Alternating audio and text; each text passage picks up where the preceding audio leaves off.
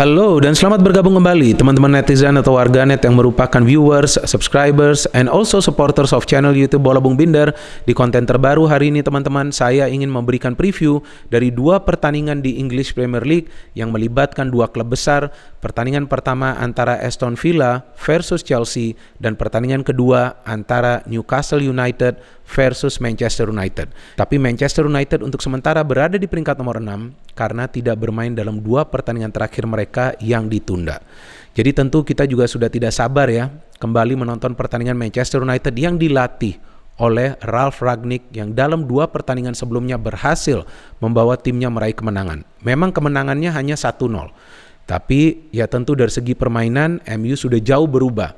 Paling tidak mereka sudah bisa bertahan secara benar dan baik. Yang menjadi persoalan besar ketika masih dilatih oleh Ole Gunnar Solskjaer. Dan bagaimana dengan Chelsea?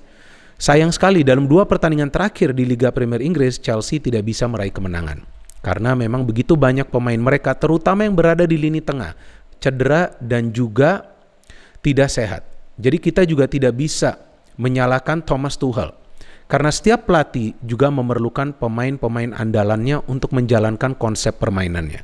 City yang paling stabil kan teman-teman, dalam 3 pertandingan terakhir selalu menang, total mencetak 12 gol tanpa kemasukan gol. Karena Pep Guardiola itu sejak musim lalu sering melakukan rotasi di lineup, sehingga dia punya skuad yang dalam dan juga materi pemain yang merata.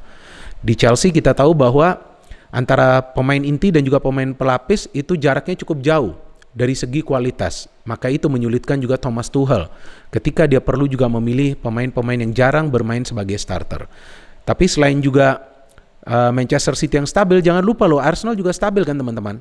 Dalam 3 pertandingan terakhir tuh Arsenal selalu menang. Ya, artinya memang ketika tim itu punya pemain-pemain yang fit, maka tidak akan sulit bagi pelatihnya untuk memilih formasi dan juga taktik permainan. Dan Mikel Arteta setelah di awal musim begitu banyak pemain intinya cedera, kan sekarang kita lihat Arsenal punya fully fit squad. Dan ternyata itu yang membuat mereka juga tampil konsisten meskipun lawannya bukanlah tim-tim besar ataupun tim-tim kuat. Tapi kan yang penting juga adalah untuk mendapatkan poin secara konsisten agar bisa bertahan di top 4 zone hingga akhir musim, so bisa bermain di kompetisi antar klub Eropa musim depan. Tapi tentu saya ingin membahas 2 pertandingan saja nih teman-teman. Karena jika membahas begitu banyak pertandingan, ya tentu sulit juga bagi saya untuk membahasnya secara detail dan juga tentunya saya akan memberikan penjelasan-penjelasan yang teknis. Tapi sebelum saya membahas 2 pertandingan tersebut teman-teman, saya ingin mengajak teman-teman untuk ikut bermain bersama saya Mobile Premier League.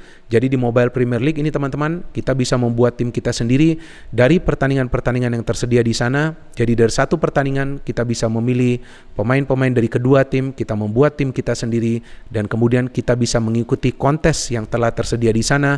Seperti yang kalian bisa lihat ini di layar, saya telah memilih pertandingan antara Aston Villa versus Chelsea.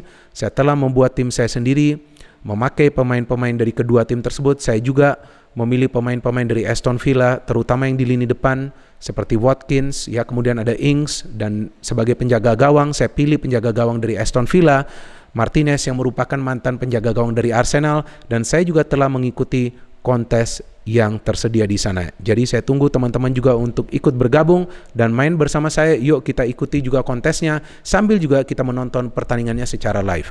Sekarang saya pertama-tama ingin membahas dulu pertandingan antara Aston Villa versus Chelsea. Aston Villa telah berubah total teman-teman. Sejak dilatih oleh Steven Gerrard, mantan pemain dari Liverpool yang sebelumnya juga melatih Rangers di Skotlandia, Aston Villa dalam 6 pertandingan terakhir bisa meraih 4 kali kemenangan. Tapi bukan soal kemenangannya saja teman-teman, tapi cara bermain dari Aston Villa yang bermain ofensif dan kolektif. Itu tidak mudah tentunya, karena sebelumnya Aston Villa lebih sering bermain pressing dan juga counter. Tapi sekarang dengan Gerrard, saya belum melihat pressingnya, tapi secara attacking luar biasa, mengandalkan formasi 4-3-3. Para pemain ketika menyerang secara bersamaan, ketika bertahan mereka tunggu di tengah. Jadi menyulitkan para pemain tim lawan itu untuk bisa membangun serangan secara cepat ketika mereka coba untuk build up dengan mengandalkan passing-passing pendek. Dan kita juga bisa perhatikan produktivitas dari Watkins juga meningkat.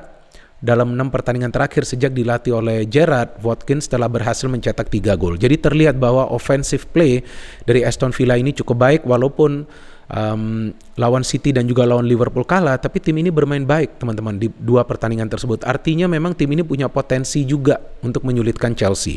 Dari skuad yang tersedia, memang banyak pemain dari Aston Villa juga yang kabarnya cedera ataupun tidak sehat, tapi saya pikir pemain-pemain pentingnya bisa bermain, yang juga akan memberikan kesulitan bagi para pemain Chelsea seperti Konsa, kemudian Tyrone Mings, kemudian Target, ada Matty Cash, ini pemain yang bagus ya di fullback sebelah kanan, John McGinn, Douglas Luiz, Jacob Ramsey. Jadi saya perhatikan materi pemain dari Villa ini juga merata sejak ditangani oleh Gerrard. Dia menurunkan beberapa pemain yang sebelumnya juga tidak diturunkan oleh pelatih sebelumnya. Jika saya tidak salah tuh pelatih sebelumnya namanya Dean Smith. Di depan ternyata sekarang dia mengandalkan 3 striker, ada Buendia yang bermain di depan yang sebelumnya dirumorkan akan ke Arsenal tapi dia memilih Villa, dan Buendia adalah pemain yang kreatif, ada Danny Ings sebagai finisher, Oli Watkins juga. Jadi dengan 3 striker ini Gerrard berharap bahwa timnya akan bisa mencetak banyak gol. Dari Chelsea, Kante sudah fit, Jorginho sudah fit, Kovacic juga bisa saja bermain. Bisa jadi ya Jorginho dan Kante akan bermain dari awal bersama juga dengan Mason Mount, dan Christian Pulisic saya pikir akan diberikan peluang untuk tampil dari awal. Pemain ini sebetulnya jika formnya bagus ya, dia bisa mencetak gol yang memang dibutuhkan Chelsea, karena kita tahu bahwa Lukaku yang memang belum produktif, apalagi Timo Werner. Dan di fullback ya tetap saya pikir Alonso dan juga Reece James, di belakang Rudiger, Silva dan juga Chalobah yang saya pikir akan diberikan kesempatan bermain lagi, dan Edward Mendy seperti biasa. Seperti yang saya tadi jelaskan, problem Chelsea adalah ketika para pemainnya itu di tengah yang intinya tidak bisa bermain, apalagi N'Golo Kante, dan saya pikir di match ini Kante akan bermain lebih ofensif untuk menemani Mason Mount, dan setiap kali Kante itu bermain ofensif biasanya Chelsea itu bisa mencetak gol lebih banyak. Dan walaupun Chelsea tidak punya striker yang produktif, tapi ya mereka juga bisa mencetak gol dari beberapa pemain lainnya, dan yang krusial di sini adalah peran dari Alonso dan juga Reece James, karena Villa akan memainkan 2 penyerang sayap ya, yaitu Watkins dan juga Buendia. Artinya 2 wingback ini harus juga cepat kembali ke posisi semula, karena tentunya Buendia dan juga Watkins yang punya speed dan juga punya teknik akan menyulitkan Chelsea di lini pertahanan jika tidak dikawal ketat. Dan Thiago Silva tentu akan dibutuhkan untuk bisa membaca permainan Villa yang juga mereka akan build up serangan dari tengah. Douglas Luiz adalah salah satu pemain yang bisa diandalkan meskipun dia adalah gelandang bertahan. Jadi saya pikir ini adalah pertandingan yang tidak mudah juga untuk Aston Villa. Chelsea dengan pemain-pemainnya inti tentu akan mempersulit Aston Villa, dan saya tidak melihat ya bahwa Villa di sini akan juga bermain bertahan. Saya pikir bahwa Villa akan bermain menyerang, apalagi bermain di kandang sendiri. Mereka akan coba untuk menyulitkan Chelsea di pertahanan, apalagi jika bisa lebih sering memberikan bola melewati lini tengah dari Chelsea.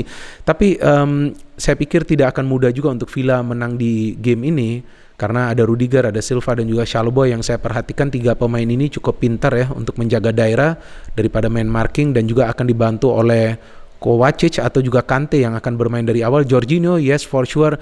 Saya pikir pertandingan ini bisa saja berakhir draw ya, karena tentu 2 tim ini punya kekuatan di lini tengah, seperti Villa juga punya kekuatan di Douglas Luiz dan juga John McGinn.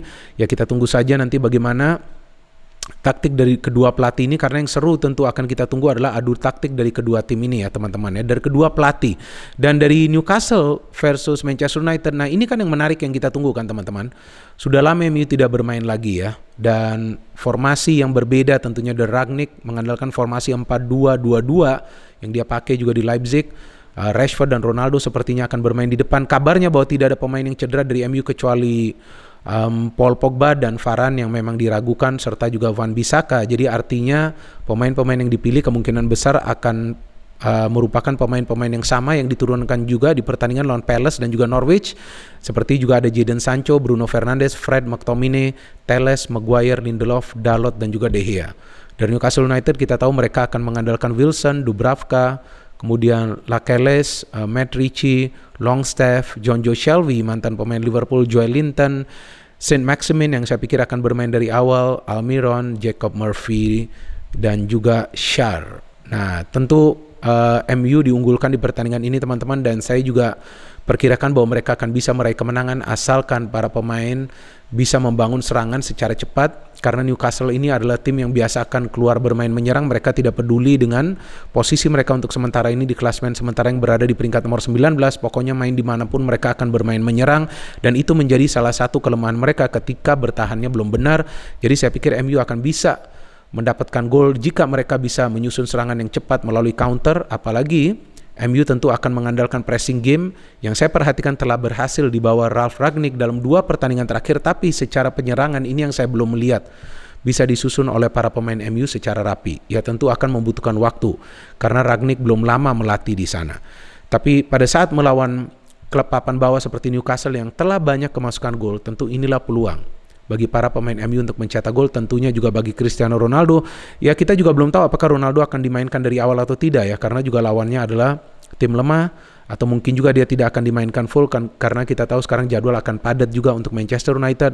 Mereka akan kembali bermain setelah pertandingan ini. Ya, jadi saya perkirakan bahwa pertandingan ini akan menjadi peluang untuk Manchester United memperbaiki posisi mereka di klasemen sementara, dan jika MU bisa menang terus-menerus, ya tentu mereka akan bisa mengejar West Ham dan juga tentunya Arsenal, dan juga bukan tidak mungkin adalah Chelsea. Yang diperlukan dari Manchester United adalah konsistensi dalam cara permainan mereka, yaitu itu dia pressing pertama, kemudian tentu passing and collective.